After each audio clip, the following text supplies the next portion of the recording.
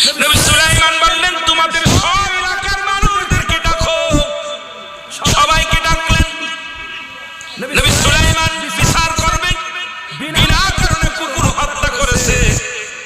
নবী সুলাইমান আর নবী লোকজন আসলেন, বললেন শুনে নাও, পৃথিবীর মধ্যে 5টা প্রাণী যদি কোন মানুষের বিরুদ্ধে অভিযোগ করে, নালিশ দেয়, আল্লাহর দরবারে যদি বরদোয়া করে, সঙ্গে সঙ্গে বরদোয়া লেগে যায়। আবার এই 5টা প্রাণী যদি পৃথিবীর মধ্যে কোন মানুষের জন্য দোয়া করে, আমার আল্লাহ সঙ্গে সঙ্গে কবুল করে নেয়। কারণ আমি নবী সুলাইমানকে সমস্ত প্রাণীর ভাষা, সমস্ত প্রাণীর কথাবার্তা বোঝার ক্ষমতা দিয়েছে আমার আল্লাহ। জোরে বলেন মারহাবা।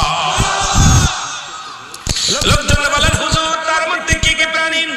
নবী সুলাইমান বললেন 1 নাম্বার হলো কবুতর। মারহাবা, আরো জোরে।